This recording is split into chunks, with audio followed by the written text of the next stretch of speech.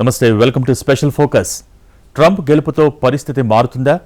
Russia Ukraine మధ్య రాజీ కుదురుస్తారా? ఇజ్రాయెల్ను ఒప్పించగలరా? పాలస్తీనా వాసుల ఆశలు ఫలిస్తాయా?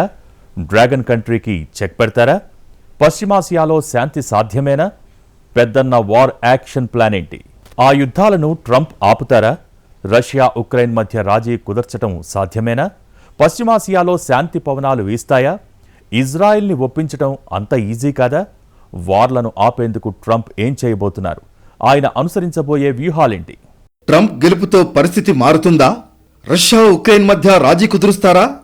ఇజ్రాయెల్ను ఒప్పించగలరా? పాలస్తీనా ఆశలు ఫలిస్తాయా? డ్రాగన్ కంట్రీకి చెక్ పెడతారా? పశ్చిమాసియాలో శాంతి సాధ్యమేనా? పెద్దన్న వార్ యాక్షన్ ప్లాన్ ఏంటి? ట్రంప్ మళ్లీ వైట్ హౌస్ బాస్ అయ్యారు. ప్రపంచమంతా ఇప్పుడు అమెరికా వైపే చూస్తోంది. యుద్ధాల్ని ఆపుతారా? పశ్చిమాసియాలో శాంతి నెలకొల్పుతారా? ఇందుకోసం ఏం చేయబోతున్నారనేది టాక్ ఆఫ్ వరల్డ్గా మారింది. యుద్ధాల్ని ఆపే విషయంలో పెద్దన్న తీర్పు ఎలా ఉండబోతుందనేది ఆసక్తి రేపుతోంది. అధికారంలో ఉంటే 24 గంటల్లో రష్యా ఉక్రెయిన్ వార్ను ఆపుతారని గతంలో ఎన్నోసార్లు కాబోయే ప్రెసిడెంట్ డొనాల్డ్ ట్రంప్ చెప్పారు. విక్టరీ స్పీచ్లోనూ ఇదే రిపీట్ చేశారు. కొత్త యుద్ధాలు స్టార్ట్ చేయను, ప్రస్తుతం పలు దేశాల మధ్య జరుగుతున్న యుద్ధాలని ఆపుతానని క్లారిటీగా చెప్పారు. Russia Ukraine, Israel Hamas, Israel Hezbollah మధ్య యుద్ధాలను ఎలా ఆపుతారనేది ఇంట్రెస్టింగ్గా మారింది. కొంతకాలంగా రెండు యుద్ధాలతో ప్రపంచమంతా ఆందోళనగా ఉంది. రష్యా ఉక్రెయిన్ యుద్ధం ఓవైపు, ఇరాన్ ఇజ్రాయెల్ వార్ మరోవైపు, కొరియాల కవ్వింపులు, డ్రాగన్ కంట్రీ తైవాన్ ఫైట్ ఇంకోవైపు. మొత్తంగా ప్రపంచాన్ని దట్టమైన యుద్ధమేఘాలు కమ్ముకున్నాయి. ఈ సమయంలో అమెరికాకు కొత్త ప్రెసిడెంట్ వచ్చారు. ప్రపంచ దేశాల్ని శాసించే పెద్దన్న ఈ యుద్ధాల విషయంలో తీసుకోబోయే కీలక నిర్ణయాలేంటి? ట్రంప్ యాక్షన్ ప్లాన్పై జోరుగా చర్చ నడుస్తోంది. రష్యా ఉక్రెయిన్ మధ్య రాజీ కుదర్చడం, ఇజ్రాయెల్ను శాంతింపజేయడం అంత ఈజీ కాదు. అనూహ్య నిర్ణయాలు తీసుకునే ట్రంప్ యుద్ధాల విషయంలోనూ వ్యూహాత్మకంగానే వ్యవహరించే అవకాశాలున్నాయి. మరోసారి వైట్ హౌస్లో అడుగుపెడుతున్న ట్రంప్ అమెరికా విదేశాంగ విధానం రూపురేఖల్ని మార్చే ఛాన్స్ ఉంది. ప్రపంచవ్యాప్తంగా నెలకొన్న అనిశ్చితి, యుద్ధాలు వంటి అంశాల్లో ఆయన కీలక నిర్ణయాలు తీసుకుంటారన్న అంచనాలున్నాయి. ట్రంప్ క్లారిటీగా చెప్పకపోయినా విదేశాంగ విధానంపై ఎన్నికల సమయంలో అనేక హామీలు ఇచ్చారు. అమెరికా ఫస్ట్ అనే నినాదం ఆధారంగా ఆ వాగ్దానాలు చేశారు. అధికారంలోకి వస్తే రష్యా ఉక్రెయిన్ యుద్ధాన్ని ఒక్క రోజులోనే ఆపేస్తానని ఎన్నికల ప్రచారంలో ట్రంప్ అనేకసార్లు చెప్పారు. కానీ ఒక్క రోజులోనే ఎలా ఆపేస్తారు అన్న ప్రశ్నకు ఆయన ఖచ్చితమైన జవాబు ఇవ్వలేదు. రష్యా ఉక్రెయిన్ యుద్ధం దాదాపు 3 ఏళ్లుగా జరుగుతోంది. 13 నెలలుగా గాజాపై ఇజ్రాయెల్ విరుచుకుపడుతోంది. ఇప్పట్లో ఈ యుద్ధాలు ముగిసే పరిస్థితులు కనిపించడం లేదు. ఇజ్రాయెల్, హమాస్, హిజ్బుల్లా మధ్యలోకి ఇరాన్ ఎంటర్ అయింది. అటు ఉత్తర కొరియా సైనికులు రష్యా తరఫున ఉక్రెయిన్లో యుద్ధానికి రెడీ అయ్యారు. ఈ సమయంలో ట్రంప్ పెద్దన్న పాత్రలోకి రావడం యుద్ధాల దశాదిశను మార్చే అవకాశం ఉంది. రష్యా అధ్యక్షుడు పుతిన్కు ట్రంప్ సూపర్ ఫ్రెండ్. 2016 అమెరికా ఎన్నికల్లో రష్యా జోక్యం చేసుకుందని, ట్రంప్ గెలుపునకు ఇది దోహదపడిందనే ఆరోపణలున్నాయి. అందుకనే పుతిన్కు ట్రంప్కు మధ్య సన్నిహిత సంబంధాలున్నాయని చెబుతారు. ఇక 2020లోనూ ట్రంప్ గెలిస్తే ఎలా ఉండేదో కానీ ఓటమి పాలు కావడం చాలా ప్రభావమే చూపింది. 2022 ఫిబ్రవరిలో ఉక్రెయిన్పై రష్యా సైనిక చర్యను బైడెన్ నిలువరించలేకపోయారనే ఆరోపణలున్నాయి. ఉక్రెయిన్ను నాటోలో చేర్చుకోవడంపైనే రష్యా యుద్ధానికి దిగింది. అధ్యక్షుడిగా తానుండి ఉంటే ఉక్రెయిన్పై రష్యా యుద్ధానికి దిగేది కాదంటారు ట్రంప్. ఇప్పుడు ఆయనే ప్రెసిడెంట్ అయ్యారు. యుద్ధాలతో సమస్యలు పరిష్కారం కావంటారాయన. గతంలో అధ్యక్షుడిగా ఉన్నప్పుడు బహ్రెయిన్, ఇజ్రాయెల్, యుఏఈ మధ్య సంధి కుదిర్చిన ట్రాక్ రికార్డ్ ట్రంప్కుంది. 2020లో ఈ దేశాలను ఏకతాటిపైకి తెచ్చి ఒప్పందాలు కుదిర్చారు. దీన్ని అబ్రహాం సంధిగా పిలుస్తారు. ఉక్రెయిన్ను నాటోలో చేర్చుకోవడంపైనే పుతిన్ సీరియస్ అయి యుద్ధానికి దిగారు. అంతేకాదు, పశ్చిమ దేశాలు ఉక్రెయిన్కు చేస్తున్న సాయంపై కోపంగా ఉన్నారు. ఆయనతో మాట్లాడేంత చొరవ ఈ దేశాధినేతల్లో ఎవరికీ లేకపోయింది. ఇప్పుడు ట్రంప్ రావడంతో పుతిన్ను దారిలోకి తెచ్చే అవకాశం లేకపోలేదు. ఇక నాటోపై ట్రంప్ వైఖరి కాస్త ఆందోళన కలిగిస్తోంది. రక్షణ రంగంపై నిధులు ఖర్చు పెట్టాలని నాటో దేశాలను ఆయన ఒత్తిడి చేస్తూ ఉంటారు. జీడీపీలో 2% రక్షణ బడ్జెట్లను పెంచుకోని దేశాలపైకి రష్యాను ఉసిగొలుపుతారని గతంలో స్వయంగా ట్రంప్ హెచ్చరించారు. నాటోలోని 31 దేశాల్లో 7 మాత్రమే ఇలా చేస్తున్నాయి. నాటోలో ఉక్రెయిన్ను చేర్చుకునే ప్రక్రియపై కాస్త వెనక్కి తగ్గినా పుతిన్ను సముదాయించి యుద్ధాన్ని ఆపొచ్చు. ట్రంప్ ఆ పని ఎప్పుడు ఎలా చేస్తారనేది ఆసక్తి రేపుతోంది. యుద్ధం ముగించడానికి అమెరికా ఫస్ట్ అనే ట్రంప్ విధానం నాటో భవిష్యత్పై వ్యూహాత్మక సమస్యలకు దారితీస్తుంది. రెండో ప్రపంచ యుద్ధం తర్వాత సోవియట్ యూనియన్కు వ్యతిరేకంగా ఏర్పడిన వివిధ దేశాల సైనిక కూటమి ఈ నాటో. అమెరికా ఖర్చుతో యూరప్ దేశాలు ఉచితంగా రక్షణ పొందుతున్నాయని నాటో కూటమిపై ట్రంప్ అనేకసార్లు విమర్శలు గుప్పించారు. నాటో నుంచి అమెరికా వైదొలిగేలా ట్రంప్ చర్యలు ఉంటాయా అన్న చర్చలు మొదలయ్యాయి. అదే జరిగితే ఈ శతాబ్దంలో అట్లాంటిక్ దేశాల మధ్య రక్షణపరమైన సంబంధాల్లో ఇదో కీలక మార్పు అవుతుంది. ట్రంప్ మాటల వెనుక దాగి ఉన్న వ్యూహం నాటో నుంచి వైదొలగడం కాదు, రక్షణ కోసం సభ్య దేశాలు కేటాయించే నిధుల వాటాల్లో మార్పులు తీసుకురావడమే ఉద్దేశమని ఆయన సన్నిహితులు చెబుతారు. ట్రంప్ రాకతో నాటో భవిష్యత్ ఎలా మారనుంది అన్న దానిపై సభ్య దేశాలు ఆందోళన చెందుతున్నాయి. యుద్ధం చేయటం, సపోర్ట్ ఇవ్వటం కాదు, దాన్ని ఆపేది అసలైన హీరోయిజం. ట్రంప్ ఇలాంటి పాత్ర పోషించబోతున్నారా? ఇజ్రాయెల్ పెద్దన్న మాట వింటుందా? పశ్చిమాసియాలో పరిస్థితులపైన అమెరికా స్టాండ్ ఎలా ఉండబోతోంది? ట్రంప్ రాకతో మిడిల్ ఈస్ట్లో పరిస్థితులు మారుతున్నాయా? పశ్చిమాసియాలో చెలరేగిన మంటలు ఏడాదైనా చల్లారేలా లేవు. ఈ పోరులో ఇప్పటి వరకు 40,000 మందికి పైగా పాలస్తీనియన్లు మరణించారు. 20 లక్షల మంది గాజావాసులు చెల్లా చెదిరైపోయారు. వెస్ట్ బ్యాంక్లో మరో 600 మంది పాలస్తీనియన్లు మరణించారు. లెబనాన్లో 10 లక్షల మంది ప్రజలు నిరాశ్రయులయ్యారు. 2,000 మందికి పైగా మృతి చెందారు. గత ఏడాది అక్టోబర్ 7న హమాస్ అటాక్ చేసింది. ఈ దాడిలో 1,200 మందికి పైగా ఇజ్రాయేలీలు చనిపోయారు. అప్పటి నుంచి ఇజ్రాయెల్ గాజాలో మరో 350 మంది సైనికులను కోల్పోయింది. గాజాకు దగ్గరగా లెబనాన్ ఉత్తర సరిహద్దు వెంబడి 2 లక్షల మంది ఇజ్రాయేలీలను వారి ఇళ్ల నుంచి బలవంతంగా తరలించారు. హెజ్బొల్లా రాకెట్ల దాడిలో దాదాపు 50 మంది సైనికులు, పౌరులు మృతి చెందారు. పశ్చిమాసియాలోని కొన్ని దేశాలు కూడా ఈ పోరులోకి దిగాల్సి వచ్చింది. అధ్యక్ష పర్యటనలు, లెక్కలేనన్ని దౌత్య కార్యకలాపాలు, సైనిక వనరులను మోహరించడం, సంక్షోభం తీవ్రతరం కాకుండా నిరోధించడానికి అమెరికా చేసిన ప్రయత్నాలు ఫలించలేదు. ఇజ్రాయెల్, ఇరాన్ పరస్పరం దాడులు చేసుకున్నాయి. ఇవి ఇప్పట్లో ఆగేలా లేవు. గాజాపై ఇజ్రాయెల్ భీకర దాడులు కొనసాగుతున్నాయి. ఈ దాడుల కారణంగా మారణహోమం జరుగుతోంది. వందలు, వేల సంఖ్యలో ప్రజలు బలైపోతున్నారు. ఇలాంటి నేపథ్యంలో అమెరికా మాజీ అధ్యక్షుడు డొనాల్డ్ ట్రంప్ సంచలన కామెంట్స్ చేశారు. వైట్ హౌస్లోకి అడుగుపెట్టే నాటికి గాజాలో యుద్ధం ముగించాలని హెచ్చరించారు. వీలైనంత త్వరగా ముగింపు పలకాలని నెతన్యాహును కోరారు. ప్రజా సంబంధాలను బలోపేతం చేసుకోవాలని సూచించారు. గతంలోనూ గాజాలో యుద్ధం ముగింపు గురించి నెతన్యాహుకు ట్రంప్ ప్రతిపాదించారు. ఇటీవల కూడా ఆయన నెతన్యాహుతో ఈ విషయం మరోసారి చర్చించారు. పశ్చిమాసియాలో శాంతిని నెలకొల్పుతానని ట్రంప్ హామీ ఇచ్చారు. గాజాలో ఇజ్రాయెల్, హమాస్, లెబనాన్లో ఇజ్రాయెల్, హిజ్బుల్లా మధ్య యుద్ధాలను ఆపేస్తానని ట్రంప్ స్పష్టం చేశారు. కానీ ఎలా చేస్తారో క్లారిటీగా చెప్పలేదు. ఒకవేళ జో బైడెన్ స్థానంలో తాను అధికారంలో ఉండి ఉంటే హమాస్ ఇజ్రాయెల్పై దాడి చేయడానికి సాహసించేది కాదని ట్రంప్ చాలాసార్లు అన్నారు. ఎందుకంటే హమాస్కు నిధులు చేకూర్చే ఇరాన్పై ఒత్తిడి తీసుకొచ్చేవాడినని అన్నారు. ఇవన్నీ చూస్తుంటే తిరిగి పాత ఒప్పందాల వైపు ట్రంప్ మొగ్గు చూపుతున్నారని తెలుస్తోంది. అంటే ఇరాన్ అణు ఒప్పందం నుంచి అమెరికా వైదొలగడం, ఇరాన్పై కఠిన ఆంక్షలు విధించడం, ఆ దేశానికి చెందిన అత్యంత శక్తివంతమైన సైనిక కమాండర్ జనరల్ సులేమానీని చంపడం వంటివి. గతంలో ట్రంప్ అధికారంలో ఉన్నప్పుడు ఇజ్రాయెల్కు అనుకూలంగా అనేక నిర్ణయాలు తీసుకున్నారు. ఇజ్రాయెల్ రాజధానిగా జెరూసలేంను గుర్తించి యుఎస్ రాయబార కార్యాలయాన్ని అక్కడికి మార్చారు.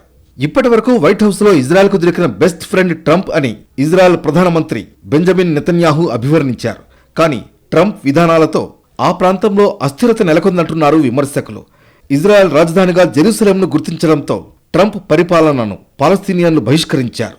ఇజ్రాయెల్కు ఇతర అరబ్, ముస్లిం దేశాల మధ్య దౌత్య సంబంధాలు పెంపొందించేందుకు ట్రంప్ మధ్యవర్తిత్వం వహించడంతో పాలస్తీనా ఆ ప్రాంతంలో మరింత ఒంటరైంది. ఇజ్రాయెల్ను గుర్తించినందుకు గాను ఆయా దేశాలకు అధునాతన అమెరికా ఆయుధాలు లభించాయి. దీంతో చరిత్రలోనే తొలిసారిగా పాలస్తీనా ఏకాకిగా మిగిలిపోయింది. ట్రంప్ మాత్రం గాజా యుద్ధం ముగిసిపోవాలని కోరుకుంటున్నట్లు ప్రచారంలో అనేకసార్లు చెప్పారు. హమాస్తో సంబంధాలు కలిగిన అరబ్ దేశాలతోనూ ట్రంప్కు మంచి సంబంధాలున్నాయి. దీంతో ఒకవైపు గాజా యుద్ధాన్ని ఆపడానికి ప్రయత్నిస్తూనే ఇజ్రాయెల్ నాయకత్వాన్ని ట్రంప్ ఎలా బలపరుస్తారు అన్న దానిపై క్లారిటీ లేదు. హమాస్ చేతిలో ఉన్న బందీల విడుదలకు బదులుగా గాజాలో కాల్పుల విరమణ ఒప్పందానికి జో బైడెన్ హయాంలో చేసిన ప్రయత్నాలను ఎలా ముందుకు తీసుకువెళ్తారన్నది ట్రంప్ నిర్ణయించుకోవాల్సి ఉంది. ఇక ఇజ్రాయెల్, హమాస్ మధ్య యుద్ధాన్ని ఆయన ఆపుతారని గాజాలోని పాలస్తీనియన్లు ఆశిస్తున్నారు. గాజాలోని పాలస్తీనియన్లు ట్రంప్ తమను ఈ యుద్ధ వాతావరణం నుంచి బయటపడేస్తారని కోరుకుంటున్నారు. గతేడాది అక్టోబర్లో హమాస్ దాడితో మొదలైన సంఘర్షణ కారణంగా గాజా స్ట్రిప్లో భారీ సంఖ్యలో సామాన్యులు ప్రాణాలు కోల్పోయారు. ఎంతో మంది నివాసాలను కోల్పోయారు. లక్షలాది మంది ఆకలితో అలమటిస్తున్నారు. తాజాగా అగ్రరాజ్యం అమెరికాలో అధికార మార్పు తమను రక్షిస్తుందని పాలస్తీనియన్లు ఆశలు పెట్టుకున్నారు. యుద్ధాన్ని ఆపి తమను రక్షించే బలం ట్రంప్కు ఉందని బాధితులు అంటున్నారు. తమ కోసం కాకపోయినా చిన్నపిల్లల కోసమైనా యుద్ధం ముగుస్తుందని కోరుకుంటున్నామని చెబుతున్నారు. మరోవైపు ట్రంప్ రాకతో పశ్చిమాసియాలో యుద్ధ వాతావరణం మారినట్లు తెలుస్తోంది. ఇజ్రాయెల్పై హెజ్బొల్లా రాకెట్లు, క్షిపణుల వర్షం కురిపిస్తోంది. ఇజ్రాయెల్ విమానాశ్రయంపై రాకెట్ల దాడి చేసింది. ఈ దాడిలో బోయింగ్ 777 విమానం పూర్తిగా దెబ్బతింది. 100 మంది వరకు సిబ్బంది మృతి చెందగా మరికొంతమందికి తీవ్ర గాయాలయ్యాయి. యుద్ధ పరిస్థితులతో గగనతలాన్ని ఇజ్రాయెల్ మూసివేసింది. అపార్ట్మెంట్లు, జనసాంద్రత గల ప్రదేశాల్లో హెజ్బొల్లా బాంబులు వేస్తోంది. ఇక హెజ్బొల్లా దాడులను ఇజ్రాయెల్ అధికారికంగా ప్రకటించింది. ఇక లెబనాన్ బర్జా పట్టణంలో ఓ అపార్ట్మెంట్పై ఇజ్రాయెల్ దాడిలో 30 మంది దుర్మరణం చెందారు. శిథిలాల కింద మరింత మంది ఉండవచ్చని అధికారులు భావిస్తున్నారు. ఇజ్రాయెల్ ఉత్తర మధ్య ప్రాంతంతో పాటు టెల్ అవీవ్ శివార్లలో హెజ్బొల్లా రాకెట్ దాడులు చేసింది. ఈ 3 ప్రాంతాల్లో సైరన్లు మోగించి హెజ్బొల్లా 10 రాకెట్లను ప్రయోగించినట్లు ఇజ్రాయెల్ తెలిపింది. ఇలా కొనసాగుతున్న వార్ని ట్రంప్ ఎలా ఆపుతారనేది ఆసక్తిగా మారింది. ఇజ్రాయెల్ను శాంతింపచేయడం అంత ఈజీ కాదు. కానీ అనూహ్య నిర్ణయాలు తీసుకునే ట్రంప్ యుద్ధాల విషయంలోనూ వ్యూహాత్మకంగానే వ్యవహరించే అవకాశాలున్నాయి. ట్రంప్ ప్రెసిడెంట్గా ఉన్న 4 ఏళ్ల సమయంలో యుద్ధాలు చేయలేదు. ఐఎస్ఎస్ను అతి తక్కువ టైంలో ఓడించటం తప్ప ఎలాంటి యుద్ధాలకు దిగలేదు. ట్రంప్ గతంలో యుద్ధాల్ని ఆపటంలో ఎలాంటి పాత్ర పోషించారు? ఆయన ప్రయత్నాలు ఫలించాయా? ప్రపంచంలోనే అతిపెద్ద ఆర్థిక వ్యవస్థ, సైనిక వ్యవస్థ ఉన్న దేశం, పెద్దన్న పాత్ర పోషిస్తున్న దేశం. అలాంటి అమెరికాకు ట్రంప్ అధ్యక్షుడిగా మారారంటే ప్రపంచవ్యాప్తంగా చాలా మారతాయి. రాజకీయం మారుతుంది. రాజీ పడాల్సిన పరిస్థితులొస్తాయి. మళ్లీ ట్రంప్ విజయం ఎలాంటి ప్రభావం చూపుతుందనే ప్రశ్నలు లేవనెత్తుతున్నాయి. అమెరికా విదేశాంగ విధానంలో పెను మార్పులు అవసరమని తాను నమ్ముతున్నట్లు ట్రంప్ మొదట్నుంచి స్పష్టంగా చెబుతూ వస్తున్నారు. అమెరికా ప్రయోజనాలకు ప్రాధాన్యం ఇవ్వడం, అంతర్జాతీయ ఒప్పందాలతో అమెరికాకు ఎదురయ్యే చిక్కుల్ని తగ్గించడం వంటి అంశాలపైన దృష్టి సారిస్తానంటున్నారు. ఇది వివిధ దేశాల్లోని వాణిజ్యం, వలసలు, సైనిక సహకారం, దౌత్యం వంటి ప్రధాన అంశాల్లో కీలక మార్పులు సంభవిస్తాయనడానికి సంకేతం. ట్రంప్ విజయంతో ఆసక్తికర చర్చకు తెరలేచింది. అధ్యక్షుణ్ణైతే కేవలం 24 గంటల్లోనే రష్యా ఉక్రెయిన్ యుద్ధాన్ని ఆపుతానన్నారు. అన్నట్లే ఆయన అధ్యక్షులయ్యారు. అటు రష్యా ఉక్రెయిన్, ఇటు పశ్చిమాసియాలో పరిస్థితులపై ఏం చేస్తారనేది ఉత్కంఠ రేపుతోంది.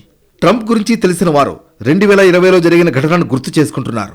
ట్రంప్ స్వభావాన్ని, ఆయన దూకుడైన పాలనను బట్టి చూస్తే యుద్ధాలను ఆపడంలోనూ ఆయనకు అనుభవం ఉందని అర్థమవుతుంది. గతంలో అమెరికా అధ్యక్షుడిగా పనిచేసిన సమయంలో ఓ చారిత్రాత్మక సంఘటనకు ఆయన తెరతీశారు. పశ్చిమాసియా దేశాలైన బహ్రెయిన్, ఇజ్రాయెల్, యుఏఈ మధ్య దశాబ్దాలుగా భగ్గుమన్న శత్రుత్వానికి 2020లో ట్రంప్ చరమగీతం పాడారు. శాంతియుత వాతావరణం, స్నేహ సంబంధాలు ఏర్పడడంలో కీ రోల్ పోషించారు. రెండోసారి అగ్రరాజ్యం అధ్యక్ష పీఠాన్ని ట్రంప్ అధిరోహించనున్న నేపథ్యంలో ఆయన ప్రయత్నిస్తే సానుకూల ఫలితాలు రావచ్చంటున్నారు. మరోవైపు ట్రంప్ మొదటిసారి అధ్యక్షుడిగా ఉన్న సమయంలో అమెరికా ఫస్ట్ విదేశాంగ విధానాన్ని అనుసరించారు. ప్రధాన అంతర్జాతీయ ఒప్పందాల నుంచి వైదొలిగారు. చైనాతో వాణిజ్య యుద్ధాన్ని ప్రారంభించారు. ఎన్నికల్లో విజయం సాధిస్తే పరస్పర పన్నుల విధానాన్ని తీసుకొస్తానని ట్రంప్ ఇప్పటికే ప్రకటించారు. విదేశీ ఉత్పత్తులపై భారీగా పన్నులు విధిస్తానన్నారు. ఈ వాగ్దానాలు అర్ధరహితం కాదు. విదేశాంగ విధానంపై అధ్యక్షులు విస్తృత అధికారాన్ని కలిగి ఉంటారు. అనేక అంతర్జాతీయ ఒప్పందాలను ఏకపక్షంగా నిర్ణయం తీసుకునే హక్కు వారికుంటుంది. అమెరికా విదేశాంగ విధానంలోని కీలకమైన అంశాలలో చైనాతో సంబంధాలు ఒకటి. ప్రపంచ రక్షణ, వాణిజ్యంపై ఈ 2 దేశాల మధ్య సంబంధాలు బలమైన ప్రభావం చూపిస్తాయి. వ్యూహాత్మకమైన పోటీదారు అంటూ అమెరికాకు ఎగుమతయ్యే చైనా వస్తువులపై ట్రంప్ తన హయాంలో అనేక ఆంక్షలు విధించారు. దీంతో చైనా కూడా అమెరికా వస్తువులపై ఆంక్షలు విధించింది. వాణిజ్యపరమైన ఈ ఉద్రిక్తతలను తగ్గించడానికి అనేక ప్రయత్నాలు జరిగాయి. కానీ కరోనా మహమ్మారి రాకతో దాన్ని చైనా వైరస్గా ట్రంప్ అభివర్ణించడంతో ఆ చర్చల ఊసే లేకుండా పోయింది. చైనాతో బాధ్యతాయుతమైన సంబంధాలను కొనసాగిస్తామని జో బైడెన్ సర్కార్ చెప్పినప్పటికీ ట్రంప్ హయాంలో విధించిన సుంకాలను చాలా వరకు కొనసాగించింది. అమెరికాలోని స్థానికుల ఉద్యోగ భద్రతపై ఈ వాణిజ్య విధానాలు ప్రభావం చూపిస్తాయి. చైనా అధ్యక్షుడు జిన్పింగ్ తెలివైన వారు, అలాగే ప్రమాదకరమైన వారని ట్రంప్ అన్నారు. ఉక్కు పిడికిలతో 140 కోట్ల మందిని కంట్రోల్ చేస్తున్న లీడర్ అన్నారు. జో బైడెన్ సర్కార్ విధానాలను పక్కన పెట్టి చైనాకు చెక్ పెట్టేలా వివిధ దేశాలతో బలమైన భద్రతా భాగస్వామ్యాన్ని నెలకొల్పే దిశగా ట్రంప్ ప్రయత్నించే ఛాన్స్ ఉంది. స్వతంత్ర పాలనలో ఉన్న తైవాన్కు అమెరికా మిలిటరీ సాయాన్ని అందిస్తోంది. తైవాన్ తమ నుంచి విడిపోయిన ఒక ప్రావిన్స్, అది తమలో అంతర్భాగమే అన్నది చైనా వాదన. ఒకవేళ తాను అధికారంలోకి వస్తే చైనాకు వ్యతిరేకంగా తైవాన్కు మద్దతుగా మిలిటరీ బలగాన్ని ఉపయోగించబోనని ట్రంప్ ఎన్నికల ప్రచారంలో తెలిపారు. తన గురించి చైనా అధ్యక్షుడు జిన్పింగ్కు బాగా తెలుసు. ఒకవేళ చైనా తైవాన్పై చర్యకు దిగితే చైనా దిగుమతులపై భరించలేని స్థాయిలో సుంకాలు విధిస్తానన్నారు. స్నేహం కుదర్చడం, స్నేహంగా ఉండడం అంటే ఏంటో తెలియని ట్రంప్ రెండోసారి అధ్యక్షుడిగా యుద్ధాలు ఆపేస్తారా? ప్రపంచం మీద ఎలాంటి ప్రభావం చూపించబోతున్నారు? రష్యా ఉక్రెయిన్ యుద్ధాన్ని ఒక్క రోజులో ఆపేస్తానని చెప్పిన ట్రంప్ దగ్గర ఎలాంటి ప్లాన్స్ ఉన్నాయి? అసలు ఆయన ఏం చేయబోతున్నారు? అమెరికా ప్రయోజనాలకు ప్రాధాన్యం ఇవ్వడం, అంతర్జాతీయ ఒప్పందాలతో అమెరికాకు ఎదురయ్యే చిక్కుల్ని తగ్గించడం వంటి అంశాలపై దృష్టి సారిస్తారని ఆయన చెబుతున్నారంటే వివిధ దేశాల్లోని వాణిజ్యం, వలసలు మాత్రమే కాదు, సైనిక సహకారం, దౌత్యం లాంటి అంశాల్లో కూడా కీలక మార్పులు ఖాయంగా రాబోతున్నాయన్న సంకేతంగా చూడొచ్చు. మొత్తానికి ట్రంప్ రాకపై దేశ విదేశాల్లో చర్చలు జరుగుతున్నాయి. ప్రస్తుతం ట్రంప్ ముందున్న 2 యుద్ధాలని ఎలా పరిష్కరించబోతున్నారు? వీరంతా ట్రంప్ మాట వింటారా? నిజానికి రష్యా, ఉక్రెయిన్ మధ్య రాజీ కుదర్చడమే అసలు సవాల్. రష్యాను సంతృప్తి పరిచేందుకు నాటోలో ఉక్రెయిన్ చేరికకు వాయిదా వేసే అవకాశం ఉంది. అటు ఇజ్రాయెల్కు మద్దతిస్తూనే యుద్ధం ఎలా ముగిస్తారనేది $1 మిలియన్ క్వశ్చన్. ఇది వాటి స్పెషల్ ఫోకస్. నమస్తే.